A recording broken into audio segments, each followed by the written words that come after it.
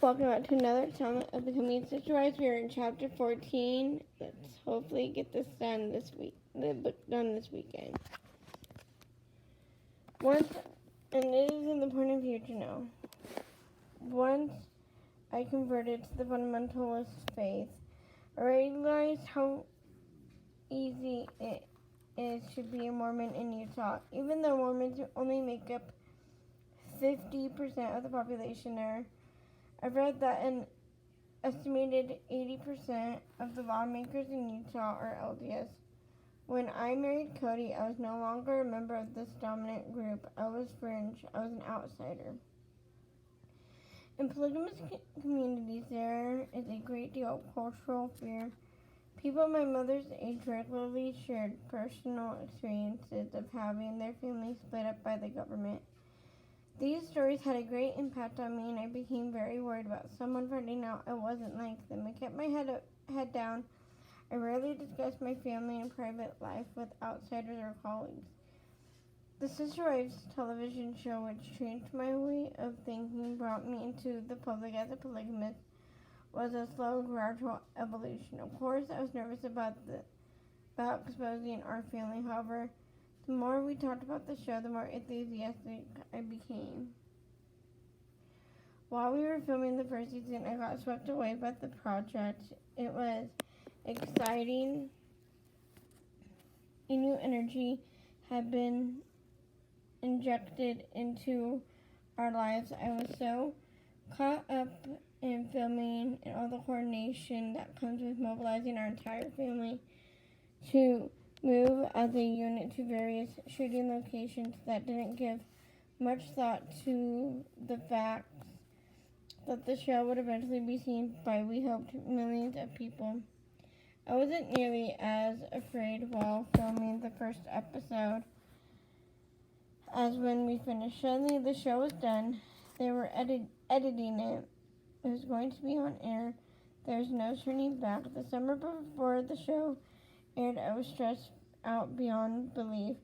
Many of our peers had parents who were put in jail during the governmental raids of the 1950s.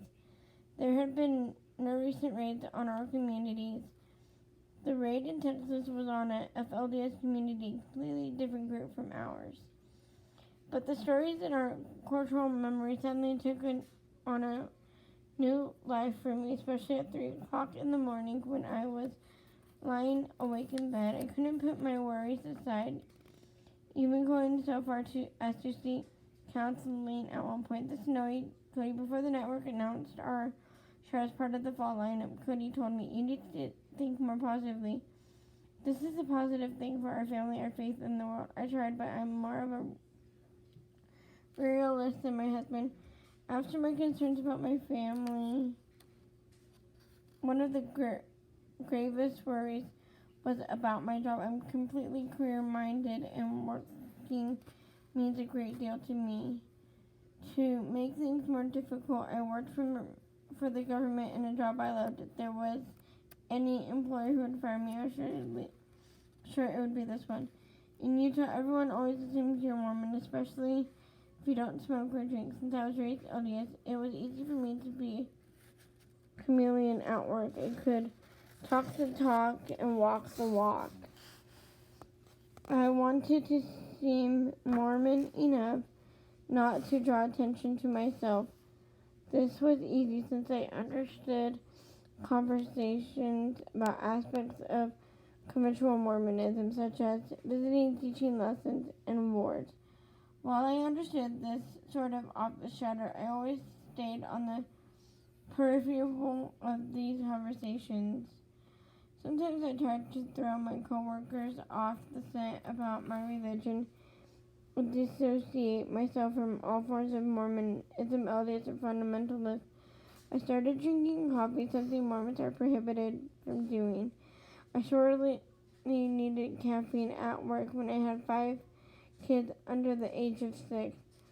I'm not sure what my coworkers thought when I started drinking coffee, but they never wanted to ask me about my faith. Before we traveled to Los Angeles to introduce Sister Wives to the public, I still hadn't come clean to my coworkers and my superiors about either my lifestyle, or the show. I was nervous after having this conversation.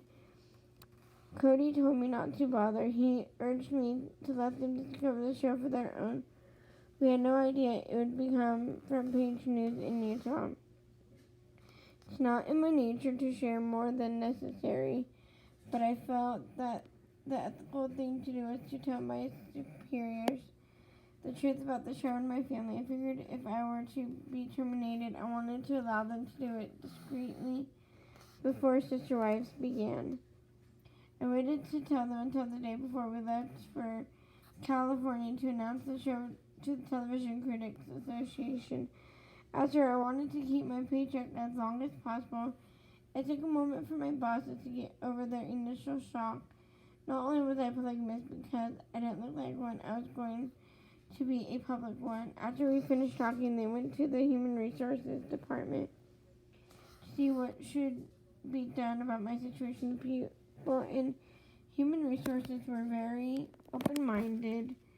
They told me that as long as I never mentioned my job, what I did in my private life was up to me, even if my private life was going to be on television. I was thrilled with this outcome since I had been expecting the worst, contrary to conventional Mormon, conventional, hold on guys, sorry, hold on, okay.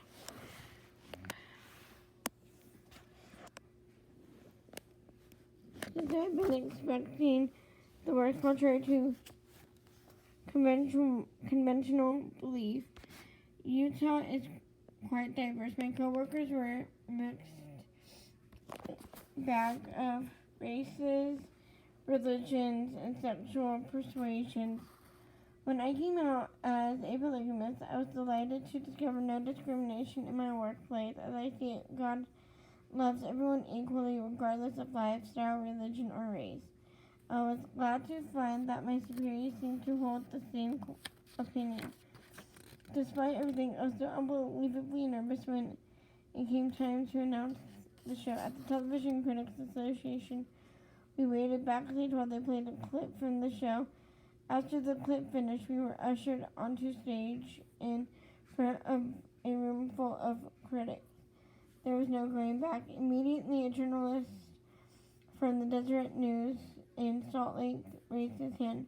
"Aren't you worried that you're going to jail like Tom Green?" he asked. My two greatest fears coincided into one question. First off, the world thought we were criminals who were sent.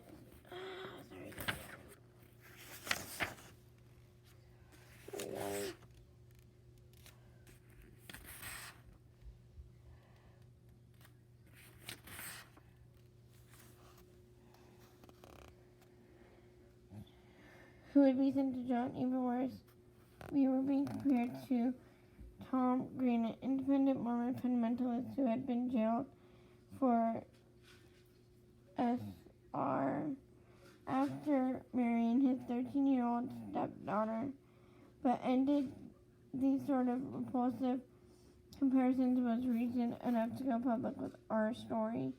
Although this was precisely the reaction I most feared, it also told me that we were doing what was necessary and right. At first, we were all taken back by the journalist's question. After a few seconds, we gathered our composure. "We're nothing like Tom Green," told the reporter. "That's why we feel we have to tell our story."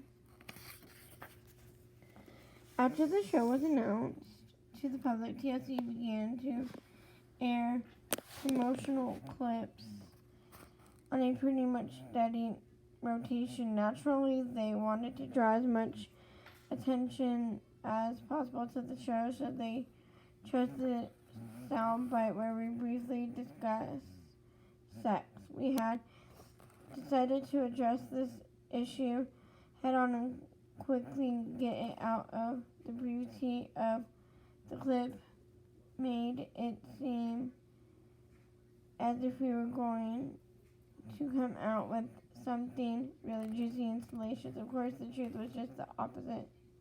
where promotional ads started to create serious waves in our community.